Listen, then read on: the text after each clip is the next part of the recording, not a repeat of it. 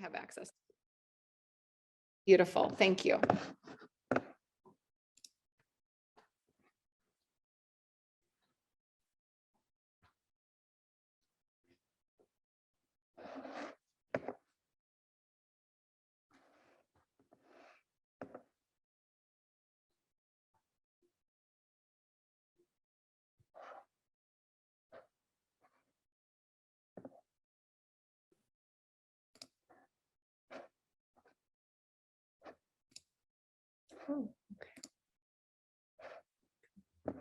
Okay, so welcome everybody. We are just, we're going to start pretty much exactly at about 7:35. So if there are any little last minute things, that's what we're just kind of hanging out here together. And I just invite you to begin kind of connecting with your breath if you are sort of here and ready to go.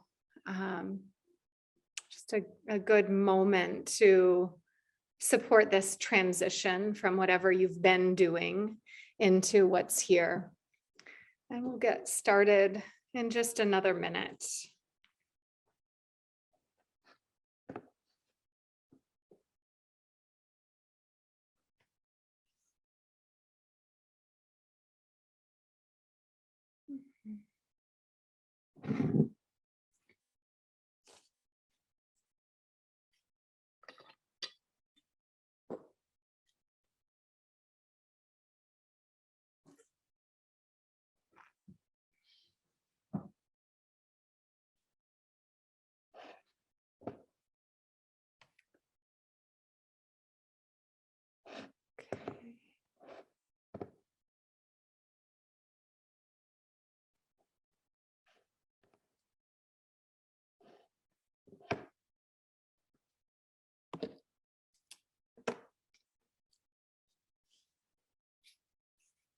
All right, so thank you for your patience as we're coming in and arriving here today.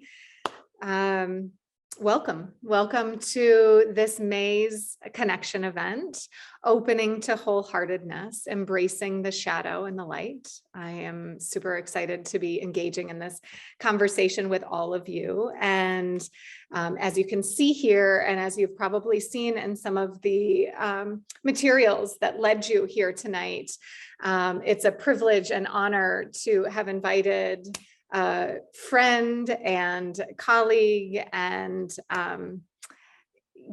fellow entrepreneur, so many things, Patty Ferreira, to be here with us tonight also in this collaboration. Thank you, Patty, for being here. And really, thank you all, everyone who's here, you are all a part of tonight and you're all a part of this collaboration. So thank you for being here and for taking this time. As we are arriving here, I'm going to invite you to take a moment, if you haven't done so already, and maybe put your name in the chat, maybe where you're from, perhaps a word about how you're feeling in this moment. Everything's welcome. So, full honesty here, but maybe just starting to do that. We will have some time to open up, but this will just give us a good idea. And especially when we get towards the end and we begin to engage some, I'm going to be supporting us through an energy medicine activation practice to kind of help seal everything in. And it's really helpful for me to ground into sort of where everybody is. So those locations can be really helpful. You may want to have something to write on, something to write with. You may want to have a little candle lit or something that just kind of sets this tone. We're inviting some intention. We're inviting some thought and reflection, and our hearts are in our minds. And I always love a candle to sort of set the tone for me in terms of perhaps opening some sacred space. So,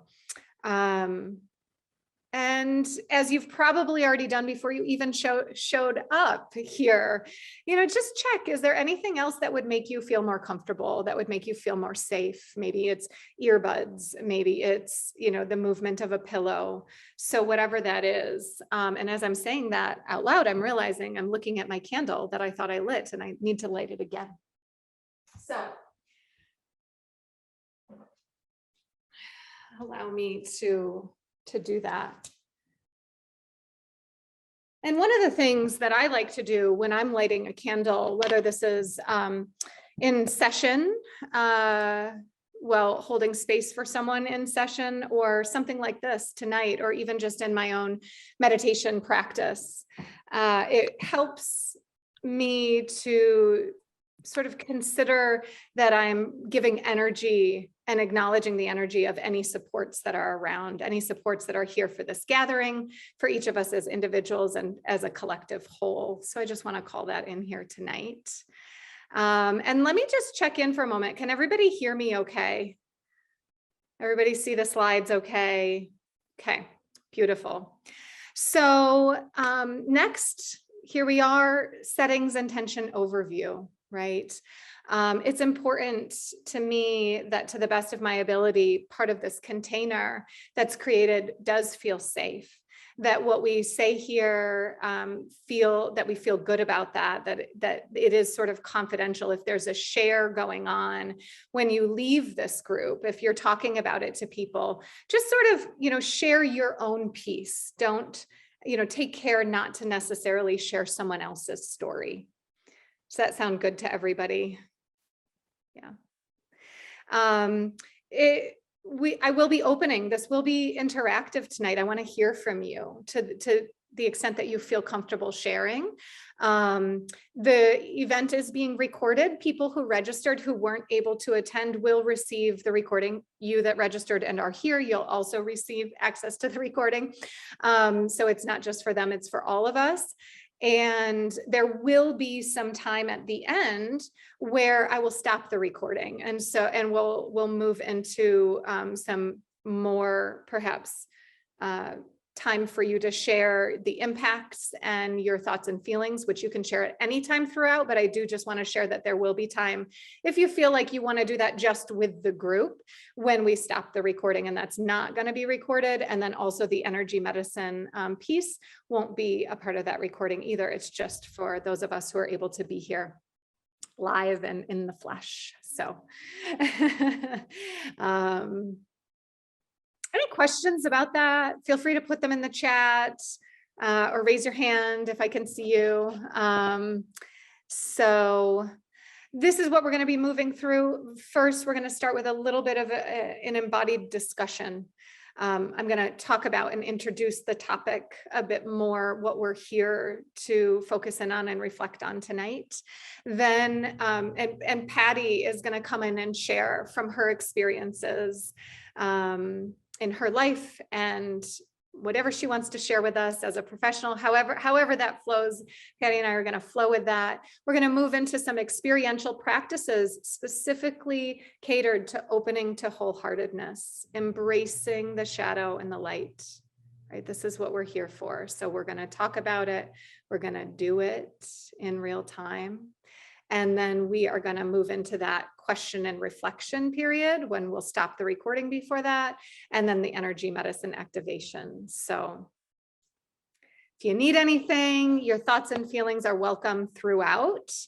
Yeah,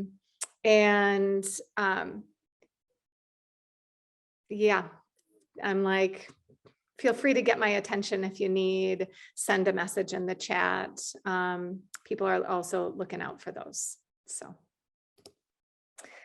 let's take a moment to arrive just a little bit more. So if it feels safe and welcome and comfortable to you, I'm going to invite you to close your eyes or lower your gaze if that feels more welcome in your body. There's no better or worse. I'm going to invite you perhaps to just take the shoulders up and back and down a few times, just bringing in a little bit of movement into the body. And beginning to deepen the breath without forcing anything. Maybe taking the shoulders in the opposite direction, feeling into this physical body and breathing. Perhaps allowing the shoulders to come into a place of stillness and maybe doing a little rotating of the wrists, rotating of the ankles, if that's available to you, or any other movement that feels welcome, that feels called for.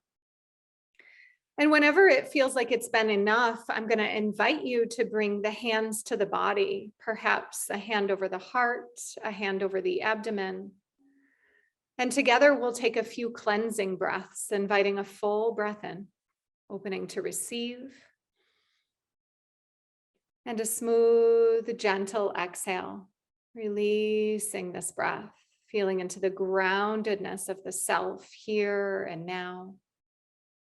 Again, full breath in. Smooth exhale, feeling those energies cascading down through the rootedness of the body. However that is for you in this moment is perfectly fine. And one more breath, just inviting all of the energies of today from the moment of waking up through until now to be here. With each exhale, inviting these energies to settle in, feeling into this whole body mind system, noticing what's happening in the thinking mind, inviting the attention to come right back here into this grounded body, this breath. Noticing what's happening in the emotional body. Perhaps there's an emotion or emotions that could be named in this moment. And inviting one more full breath in whatever way, inviting the body to arrive just a little bit more. And gently exhaling, releasing the breath. Inviting the eyes to open.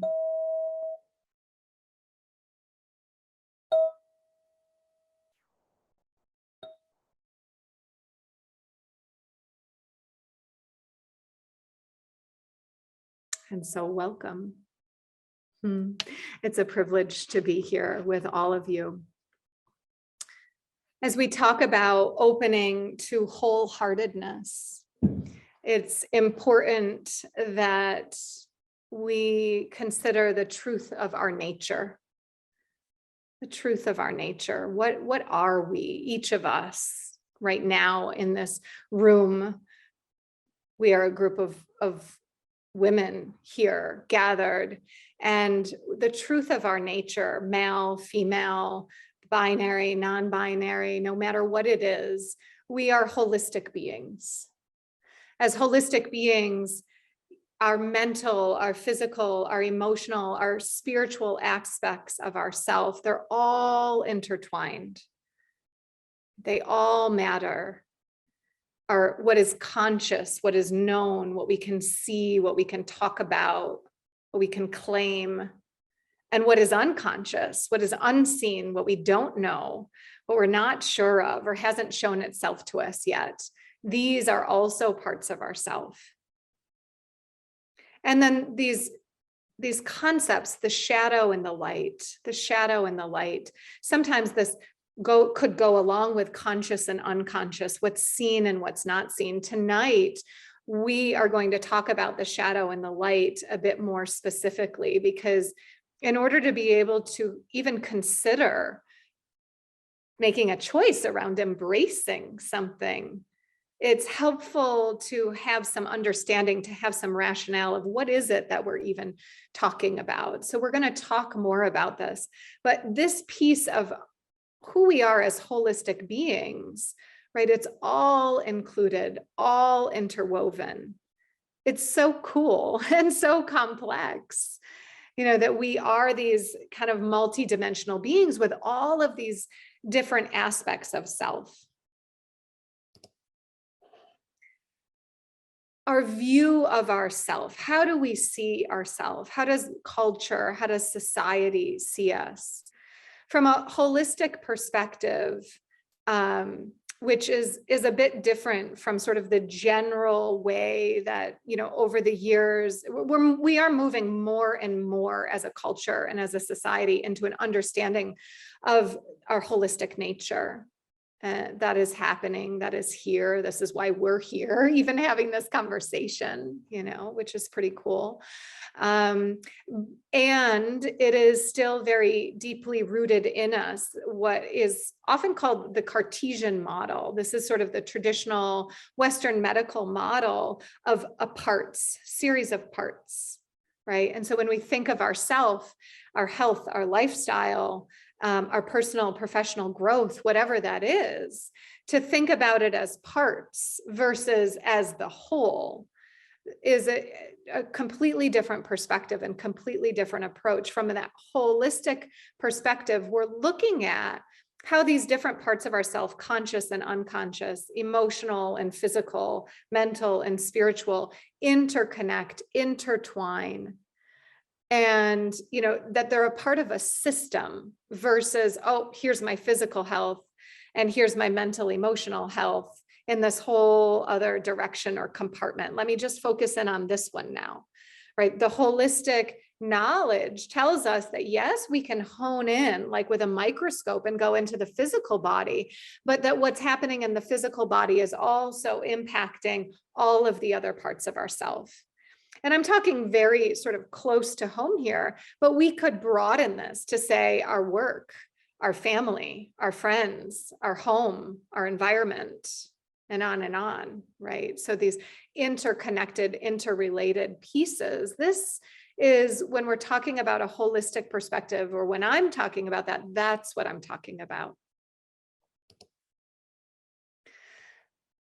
A little bit about the shadow, and I think, if you'd like to share anything here, feel free to like raise your hands. I don't think I said that. Feel free to raise your hand or even unmute yourself if there are things that you want to share. So I mentioned further defining the shadow and the light. If you happen to catch any of the newsletters that were going out, I've been talking about this over the past month a bit. And the shadow, right? The shadow, by our definition tonight, are the parts of ourself that we often shame, criticize, keep hidden. We often wish or demand that they would change. We don't really like to show them to the world. Same thing, I'm talking about it in relationship to self, but tonight we're really also looking at our relationship to others, right? This could be the parts we don't like in somebody else, our partner or our friend. This could be the parts that we're like, oh yes, this is, I know Becca. Becca is this. This is who Becca is, and might just completely ignore all the other parts of me that show up that aren't liked or appreciated, right? And, oftentimes we can do that with others. Oh, this is my partner. This isn't them. That wasn't them today. Right. And so this is the conversation that we're invited to have and to start to look at, like the complexities of this, the shadow being the stuff that we really don't want in the front and center of the room. And that's okay. That's okay. But this piece about embracing is, how do we allow it to be there? How do we allow ourselves to look? How do we allow ourselves really into the fullness of our experience in relationship to self and others? And on the other hand, the light, right? The parts of us that we do share, the parts like right now, I'm sitting here, I'm speaking to you, I'm in the light. I want to be bringing this information forth. I've invited you to be here. This is the part that we accept, that we appreciate, that we allow to shine. These are the parts that we're like, hey, look at me, or, oh my gosh, look at this person. Look at my child when they did this. Look at my partner when they're doing this. Look at what I'm producing in the world. We want more of this. We want it around. We want to show it. We want to share it. This is the light. So just briefly, I want to mention, right, part of the reason we're talking about this, it is Mental Health Awareness Month. Views have changed drastically, especially in the last 70 years. Very early on, 19th century, even 20th century, really, I'm just going to fast forward, because there's a lot of fun stuff we want to get into tonight. Even in the 1950s, not that long ago, there was immense stigma around mental and emotional health. Right? Why are we talking about the shadow and the light in May, Mental Health Awareness Month? Why are we talking about embracing it? Because it really has been for centuries one of the things that culture and society through hundreds of years have put in the shadow, have not wanted to look at, and this was really drastic, or like in comparison to what it is now, the way that treatment happened was really very inhumane. People were considered less than, demonic, witches, otherworldly. And, as I was preparing for this, one of the things that stood out to me was this research article that was talking about how some of that happened because people didn't know what to do. And I thought, like, think about that, right? Like when we have a challenge, when we have a struggle, when it's hard to talk about, we don't know what to do, that's another like shadow element, right? Like another layer. Sometimes it's hard to admit that. We feel shame around that. And so I put in this little slide, right? Like note the blame, right? So it started to say, oh, you're otherworldly, you're crazy. But really a big piece of that was that nobody knew what to do. There weren't effective treatments. So here we are with some of that separation.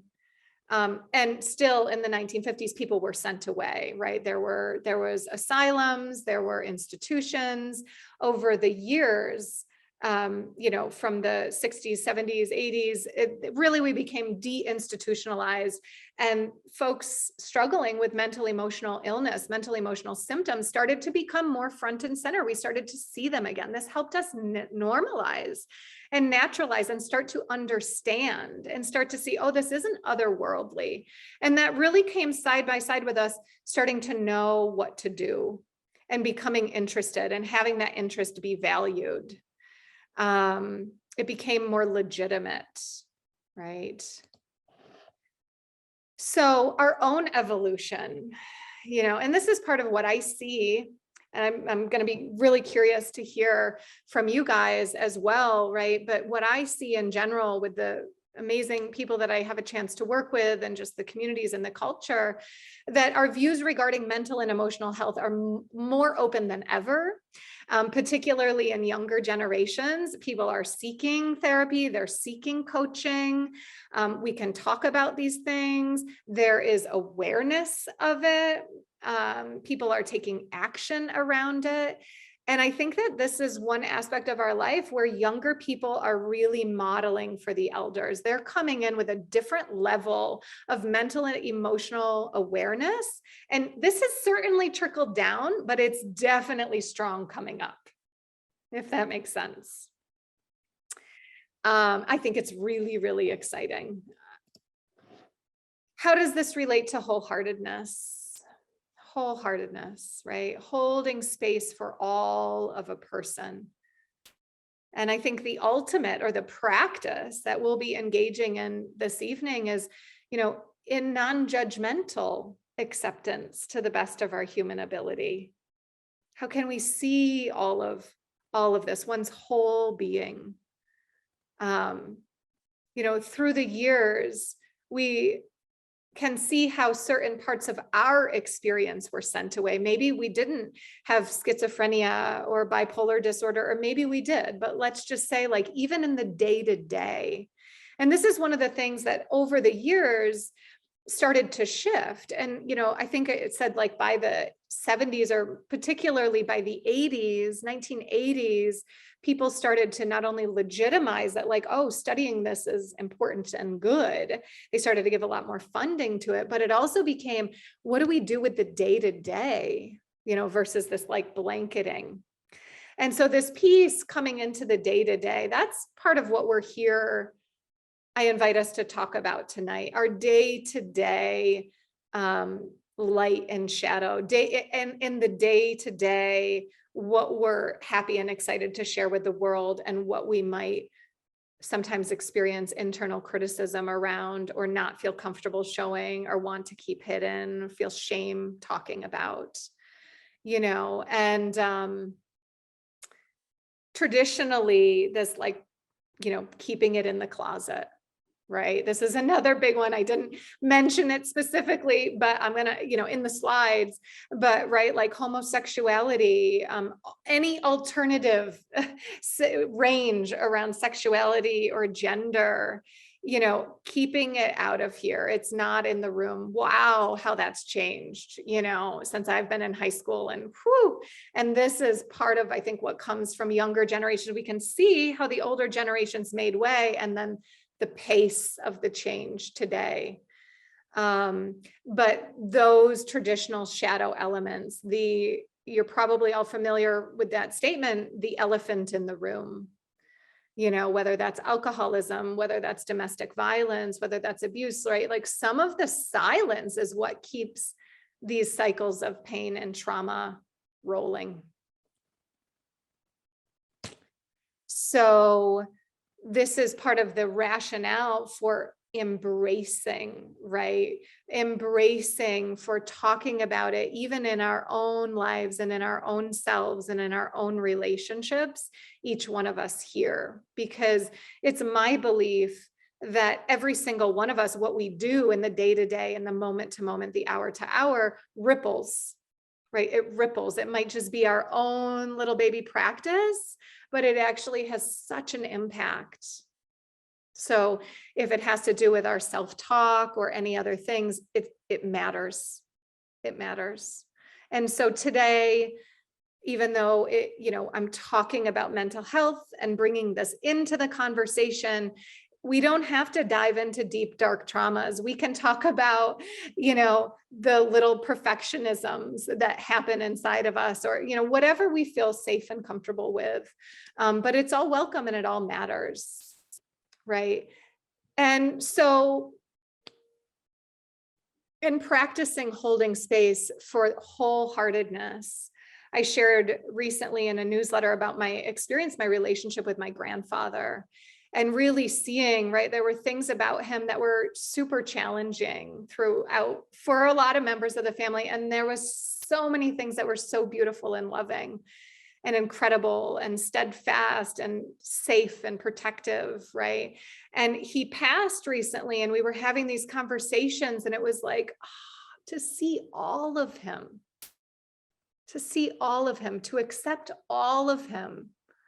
I could accept more of myself. I could accept more of my life, the people around me. And this was a big inspiration for what we're doing here tonight. So let's all take a full breath. I'm going to invite us to take a deep breath in. And exhaling. And you can see I have these, lovely slides, but I want to really see all of you. So I'm going to close this, but before I do, we're going to start to shift gears a little bit. We're going to start to open it to a little bit more conversation. And as we do, I'm going to be inviting you, Patty, to share with us more. So Patty, Patty is an amazing human. Let me just end this here. As you can see, excuse me 1 second. Let me just fix my screen so I can see everybody. Awesome.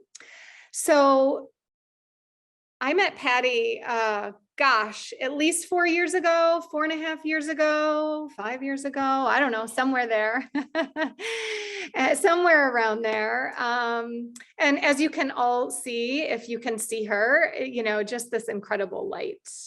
Yeah, incredible light.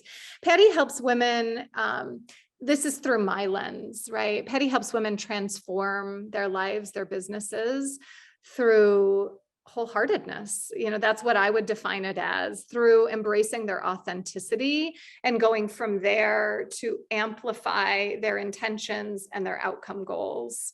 And I think that in a big way, you do a lot, you host events, you host retreats, and I can feel, one of the first events that I went to, I got of Patty's, I was invited to collaborate with her. Pretty cool. And you talked about shedding your shoulds. And I bring this up in sessions with clients. I always give you credit very, very often, shedding the shoulds. And I see that as releasing the shame, like this door for releasing shame. And so it's just that's my brief, introduction about you. And I want to open this up into the conversation with you to see, how does this affect your life? How has this topic of wholeheartedness, embracing the shadow and light, anything you are open to sharing personally or professionally, like, it's all welcome. Oh, thank you. First of all, thank you for inviting me. This is so much fun. I'm already like, you're like, can you see the light? And I'm like, thank you, lights in front of me. Like, they're all on and working. Right. It's really, really good to be here and to join in and like just feel all of your folks here. So thank you. And your question is a very pertinent one, right? Because as you share the teaching that I did back in the day around shed your shoulds, right?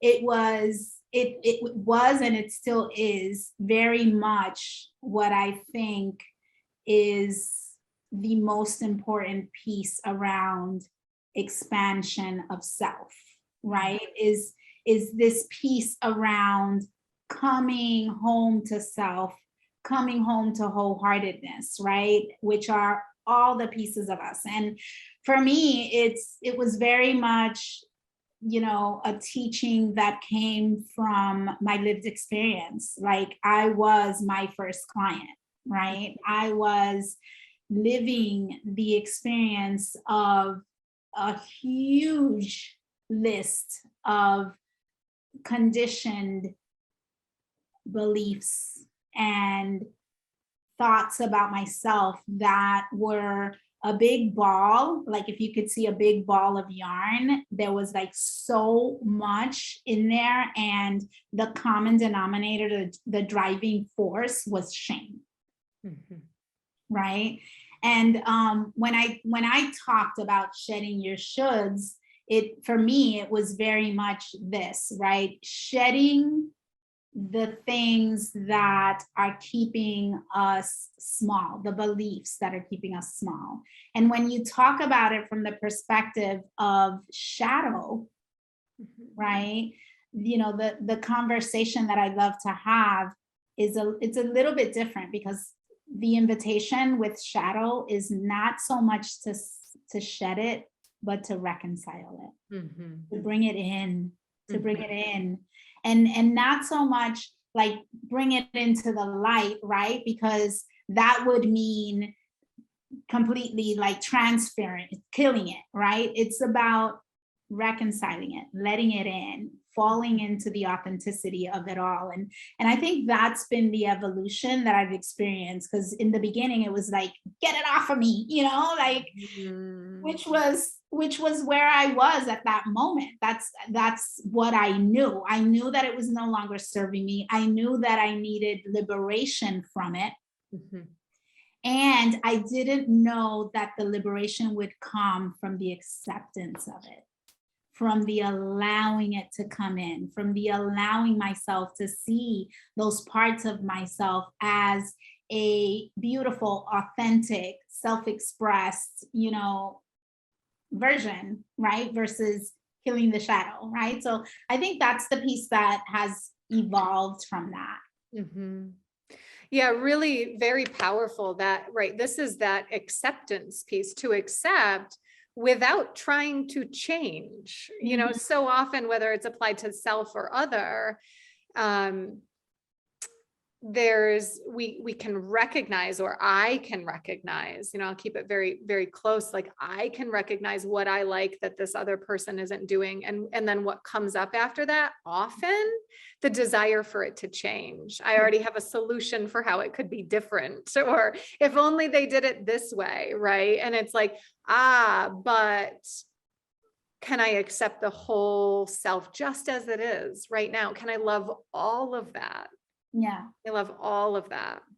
Yeah. And that's a powerful piece. Like for me, it goes in so many directions, right? Like I've had, as we've shared and as we've talked about, right? Like I had a very profound connection and agreement with like the matriarchal side of my family, right? So there was all this judgment and projection on the patriarchal, right? And because I didn't like trust masculine, I turned into the masculine. And every time I would see it, it was like there was so many mirrors and so many places where there was judgment or projection. And it was really what I didn't accept about myself. Mm-hmm.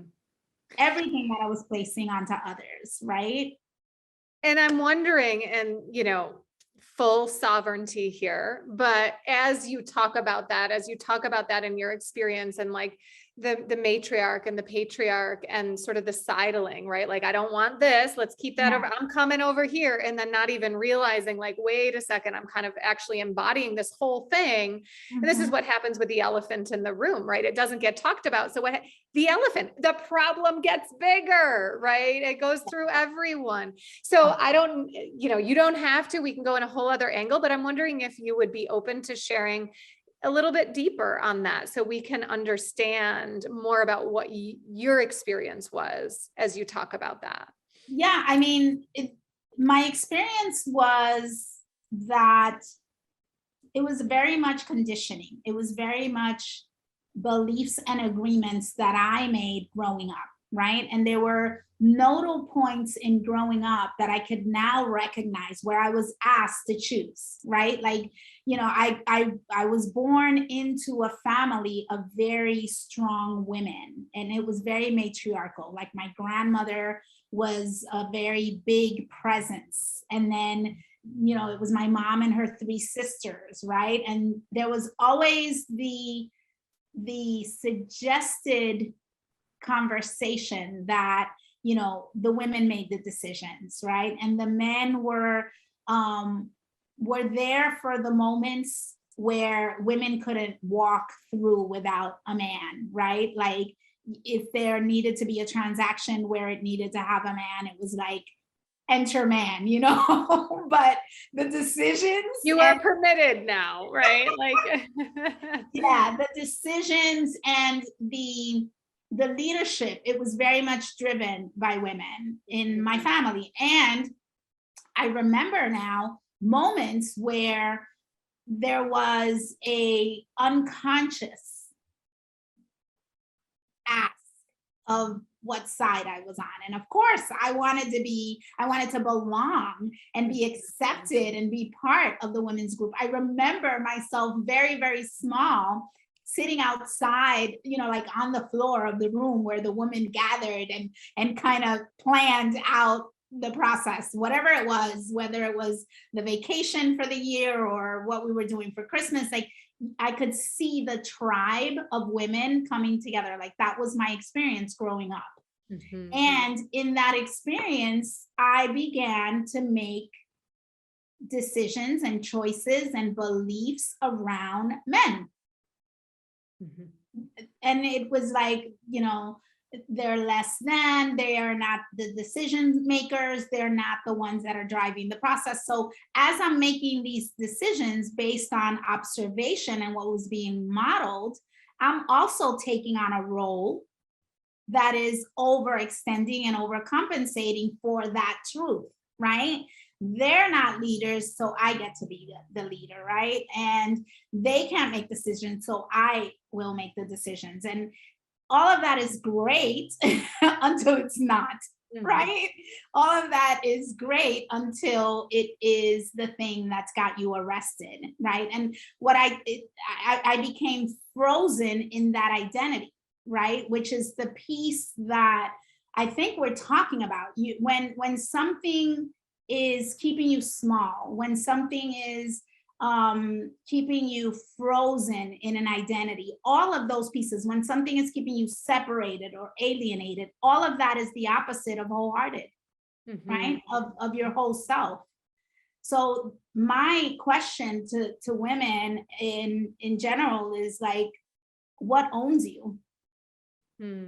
What's got you frozen? What's keeping you arrested? Like, what are the things that you can feel have a hold on you? And it could be shame and blame and guilt. There's so many flavors to the pain that we choose, right? We can just pick one and run with that. So that was very much my experience. And it's been a lot of undoing, conscious connecting to the feminine and the masculine within me.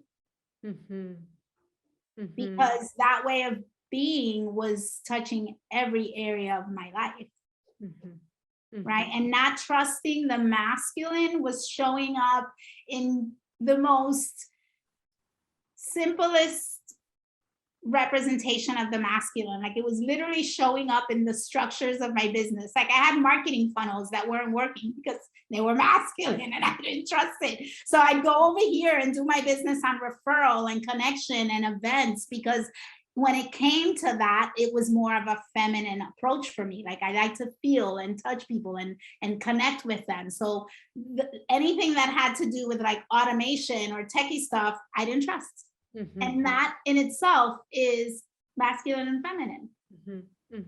So really going in there and looking at all the places where these things connect and impact who we are and how we're showing up is like the bigger work, right? You know, and you mentioned something so big, so many things, but you said the word belonging.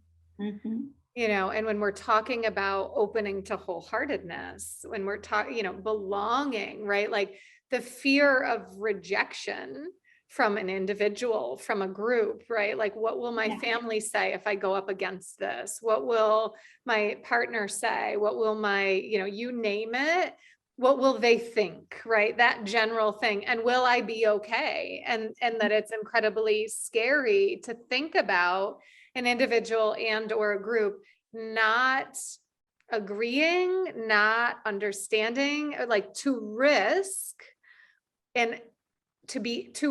being outside of the belonging is often what keeps the shadow in the shadow in a way, right? And you know, so one of the things that I talked about in the sharing about my grandfather was, you know, just some of the different things that unfolded. Particularly, I think I spoke about like teasing, right? Like teasing. I think I said something like, if teasing was a love language, you know, that would have been his, you know, but the interesting thing was it wasn't just loving teasing. There was some passive aggression in there. And yet this became a norm, right? So what did we do as a family? We learned how to give it back. Right. What did we do? We learned how to carry it on. But the interesting thing is that, like you said, the undoing. Once I started to undo that, I started to learn for me what the sensitivity was in my body. I started to remember what the sensitivity was in my body as a child. I started to see the responses on the faces of the children when now it's not just Grampy. Now it's everybody engaging in this type of loving, masked as loving behavior. And the reason that I'm saying this is, right, because to speak up about it, which I did start to do in his later years, risked belonging. Rejection. Right. And it's also like, right, like you're in your 80s. I'm not trying to change you. You're a young granddaughter, but I am holding my boundary.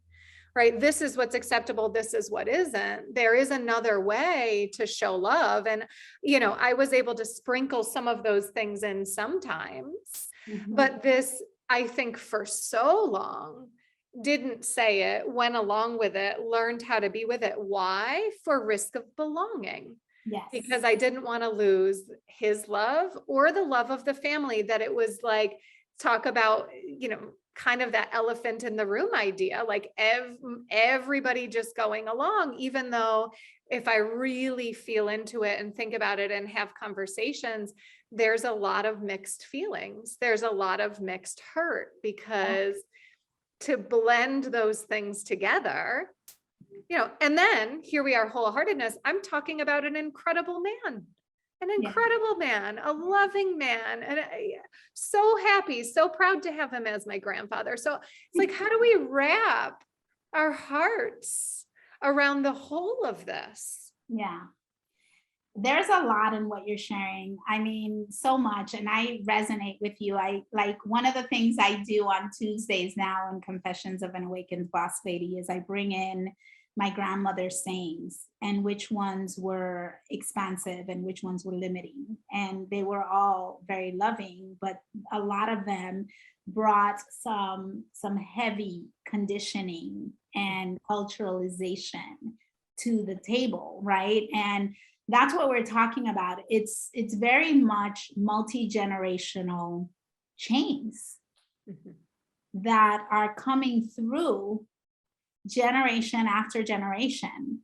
And it's how we exchange love Mhm. and how, belonging is something that could feel kind of organic, right? Like I'm part of this family. I was born into this family and therefore I'm part of this family, right? There's another element, which is feeling loved.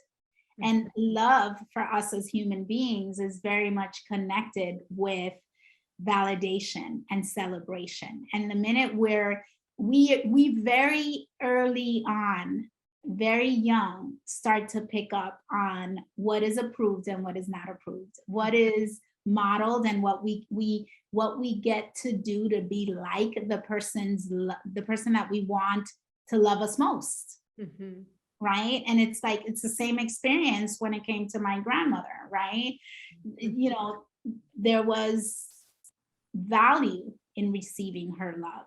Mhm. And it was value that was seen by every single person in the family, right? And when we're experiencing this culturalization and we have, adults that are doing the best they know how, Mhm.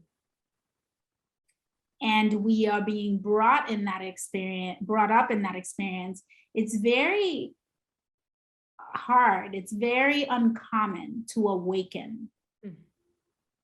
from that reality, that truth, that unconsciousness, right? We see a lot of experiences where generations after generations are standing in the same experience of each other because they don't see anything else. I call it the sleepers, right? There's and the most painful piece is when you wake up and you know too much, right? When you're able to see it and you're like, hold up. Yeah. You're like, oh no. Totally. And right. And like, isn't this too, right? The embracing the wholeheartedness, right? Because for me to share that about my grandfather, for me to accept him allows me to recognize it. And it's from that place of witnessing, of awakening, of consciousness, that in my own life, I can undo to show up more authentically as me. Yeah. If I don't see it, or I don't want to see it, or I don't want to look, which I can have all of that stuff. I can not want to and still do it, right? But like to have that and to not look doesn't help me undo. It sort of keeps me, as you said, chained. Yeah, that's the coping, the bypassing, the masking, all the things that we've learned to do very swiftly and very like, we are chameleons when it comes to being able to look the other way, Mhm. right? That's not the wholeheartedness that you're talking about. The wholeheartedness is knowing that there is shadow in all of us, right? And seeing yourself in that person and having the ability to have your sovereignty in it while still having compassion and empathy for that mirror. Because one of the things that helps me is finding that version of that person where it lives in me. Where does that version of that person live in me? How is that a mirror? Like for me, I really believe in walking through life with fingers pointed inwards. Like, what is this showing me? What is this meant to let me see? What is this asking of me? What is this asking to rise outside of me, right? Versus, oh, look at him over there doing the thing that he does. And I know that's, the judgment, the projection, the calling it out that we tend to do. That's more shadow. Right, exactly. And I think that's right. We're talking about kind of getting in the nuances of this topic, which I feel like it probably, everyone can see. I'm feeling it, like it gets complex and yet it's quite simple, right? So it gets really complex, especially when we look at our own experiences, our own relationships. And yet exactly what you're talking about, it's like, when we judge it, when we see it and we say, oh, I don't like that about you, or change that, there's an element of, depends on the situation, but exactly what you're saying, Patty, like denial, shielding, projecting. And what does that do? It puts us at arm's length. Yeah. Which is the opposite of the embrace, which brings us clarity, which allows us to spend our energy in a different way, loving, compassion, and choosing what's right for us, right? This is where we move into how the wholeheartedness and the embracing leads into our authenticity, allows the blossoming of the authenticity. Yeah. And what you described touches my heart so much. Like when you say that it puts us at arm's length, right? That's what we're living today as a society, as a culture, as a world, right? The separation, right? Male, female, white, black, intelligent, non-intelligent, the bullying in the schools, all the things that we do to separate ourselves from each other begins with it's rooted in this behavior of finding differences in our own self, and in our own family unit, and then in our own community, and then in our own society, and then in our own world. We just keep perpetuating it, right? And if you can have unity, reconciliation of yourself with yourself, where you begin to accept those parts of you, then you can accept the parts of someone else, the parts within a community. So the call to authenticity, the call to self-acceptance, I'm talking about radical self-acceptance, where every single part of you is brought in wholeheartedly, unconditionally, and seen from a place of curiosity and from a place of neutrality, where it's not conditioned or judged, or you know what I mean? Absolutely. That is the most beautiful thing you can offer yourself and model for others. Absolutely. And I want to take a moment and see if there's any. I can only imagine, there are things moving through in everyone's hearts and minds. And we are going to move into some experiential practice. But first, I really want to see if there's anybody who wants to share anything. Everything is welcome. Any comments, questions, thoughts that are here that you want to share with the group? And there will be other times too. So I'll go ahead and say something. Can you hear me okay? Yeah, good. Okay, because my internet's a little unstable. So Okay. um, It seems you good. guys, It seems like it's been okay. good. Yeah. You guys were freezing at certain times. I didn't know if it was okay. But I love this conversation. I just want to say I have been looking at this stuff for a while now. I read The Dark Side of the Light Chasers last summer. It's a great book. So I started doing a lot of the shadow work then, and I'm also reading It Didn't Start With You, about inherited family trauma, which is really fascinating. So just talking about this generational stuff and what's kind of been programmed into us, some somewhat genetically, and then others just conditioning, you know, the nature versus nurture stuff. But it's just fascinating to me. And yeah, I've been really trying to notice lately what I'm judging in others, and really what is that about me that I don't like. I really relate to that. Or what am I trying to hide, you know, my shadow, or maybe it's just totally unconscious. So I think that's it's really interesting. It's a great conversation. I'm happy to be here talking about this stuff. Thank you guys so much for sharing.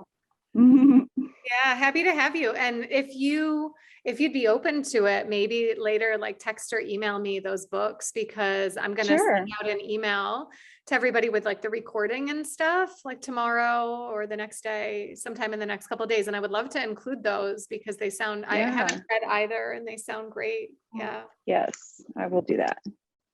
I love what you're sharing, Shannon. I mean, I always tell people and women in general that the first step is the awareness. And even if you don't, even if you can't put your finger on exactly where the, you know, the mirror, right? Like it's easier, sometimes it's easier to judge others, right? That's the first thing that I ask people to look at. Like, what's easiest? Is it easier to judge others, or is it easier to judge yourself? Like, what's happening most often, right? Because sometimes I'll hear from people like, I'm so hard on myself. I, you know, like the typical, like, going at yourself with the bat, right? You did this wrong, you did this wrong. You like, there could be, that could be fluid, right? And for others, it could be judging others. The important thing is to know that it's the same frequency, right? And even though you can't really follow the thread of when it happens, right, between you and the other versus, you can put your finger on the feeling, right? And then when you access the feeling, the emotion, you can then start to recognize where it shows up, right? It's like pattern recognition. But just like big bow and honoring to you for just being in the soup and doing the work and like asking the questions and opening up. Like the intention is huge. Like we all know people that will live and go and not do this work, right? So that's huge. Big bow to you, Shannon, for just like what you're doing, and it'll show up. It'll show up for you, cleaning it and clarifying it. Yeah. I am just realizing, I don't think bear with me one moment. I'm just realizing my computer is not plugged in. Like, wait a second, I see my battery is getting low. I thought everything was plugged in. So at least I caught that before I disappeared. You just reminded me. I'm looking. I'm like, let me look if I have it. I had my second screen in, but not that. And so just coming back to the topic, and perhaps we'll do a little practice here, because what you opened, Shannon, and what you were just sharing, Patty, I think ties in. Larissa in the chat said, how do you reconcile the discomfort that comes with acknowledging the root of your judgment and projection? You know, how do you reconcile the discomfort that comes with the acknowledgement? So like you're saying, you know, like you're sharing, Shannon, it's like you're opening to it and it's complex, and reading helps us. You know, this is an amazing tool. There's a book, actually, Belonging, that some people here have been exposed to from the book club, but as we talk about belonging, that's here to share also, right? So it's like to be open to looking, that to be open to looking, then to see. And sometimes we see before we're sort of open to looking, but a part of us has to be open to looking, or we would not see. That is how our life goes, right? We get what we're ready for, whether we believe we're ready for it or not. So on some level, we're open to the looking. And then once we see, how do we reconcile the discomfort that comes with the acknowledging? And you know, Patty, you said this is right. You see the feeling, and if it's judgment, whether it's the projection, self or other, or if it's, you know, we could plug in another emotion there. That what you're saying, or what I read from what Larissa's saying, is the discomfort. So whatever we might be, and discomfort might be the name, but there's an emotion there, and there is a sensation there in the discomfort. And so I'm going to guide us through a little practice around this piece, like to get into the feeling, to get into the emotion, that recognition. Yeah. Okay, so if you guys are open to this, I'm going to invite you, let's just take a moment if you're open to closing your eyes. And because we're talking about the discomfort, and we're talking about, you know, sort of at the root of the awareness. So when we're actually turning toward the shadow, and I'm going to invite you to take a full breath. However this is available, eyes open, eyes closed, you can still do the practice. You might want to bring hands to the body. You can see mine just naturally fled to my heart. But wherever they want to be, it's really more about feeling into the body and noticing where the hands are, noticing the buttocks in the chair, the feet crossed in your lap or on the ground, and inviting a breath. And in this breath, just noticing whatever comes to the top of the mind is perfectly fine. Noticing if there's something you're willing to look at that is in relationship to the self, to another, someone specific, or to a neutral party. This could be someone at the grocery store line.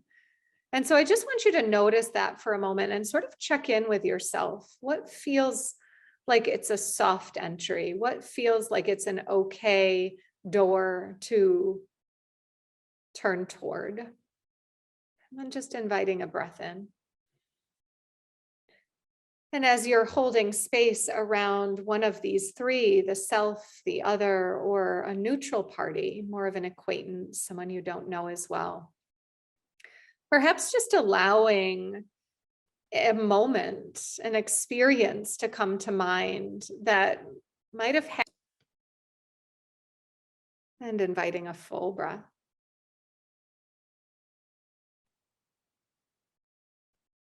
And gently releasing, feeling into the groundedness of the body, and just see if you can notice, and there's no right or wrong here, see if you notice a place in the body where a sensation arises as you turn toward this part that we don't normally wish to see.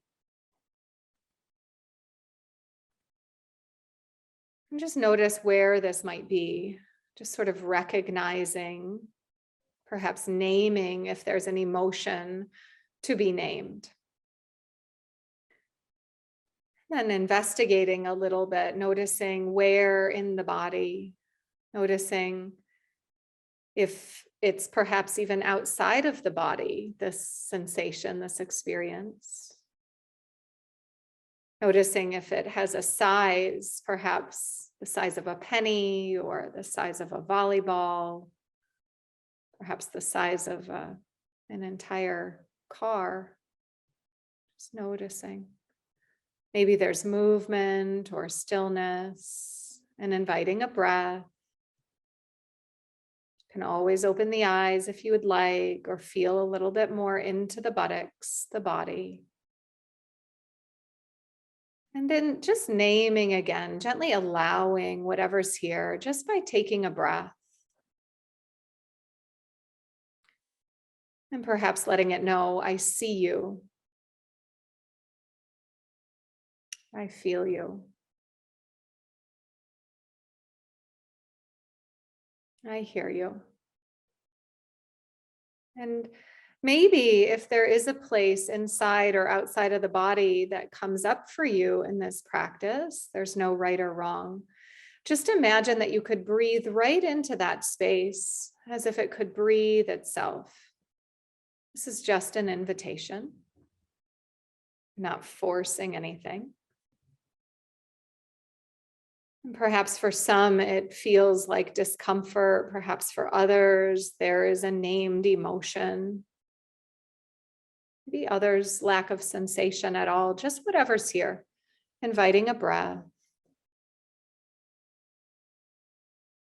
And noticing how we can observe our experience, how it is more like the passing weather we can see and recognize and notice and be with. Gently inviting a full breath and feeling into the body. And on the exhale, inviting the eyes to begin to open. Yeah. And just allowing whatever it is that you need. And I'm going to invite everyone to, if you have a piece of paper, you can do it on a piece of paper. If not, you can just kind of do it in your own being or your own self. But I'm going to invite you to kind of draw a glass, right? Like this glass, right? Like this, I've been drinking it. So it's a little bit more, but half empty, half full. And we're going to use this to represent the shadow and the light, right? Perhaps whichever way you want, the half full, I often think of as like the light, right? What's full, what's in my glass, and the half empty of like, that whole idea, maybe that's the shadow. And whatever it was that you felt all right and going to in this practice, it can be the same or it can be different. So if you were with the self, maybe you keep this to represent the self. If you were with the other, maybe you had a person in mind, this glass, they're half empty, half full, can represent the other. It could also represent a neutral party. Okay. And so with this, I'm going to invite you to go to the light and write down, whether it's yourself or whether it's another or whether it's a neutral party, write down 3 or 4 things that come to the top of the mind. 1 or 2 are totally fine. That are light. What do you wish to show or shine? What do you wish to see in another, right? Like, what are those things that we really welcome and embrace?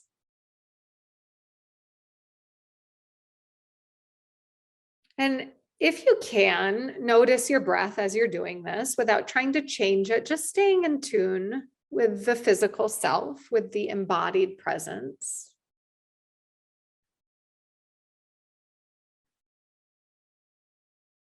And then inviting a breath. And you can spend more time with this, but just for the sake of tonight, I'm just going to sort of introduce this. And so then I'm going to invite you to turn toward the shadow, whether it's self, neutral party, or other. Jot down 1, 2, 4 things that come top of mind that you don't like to see in this person, that you sometimes might wish weren't there. Maybe you even hate this, right? This is where this word can come in. It's okay. So just noticing that, just noting that. And again, staying in tune with the breath.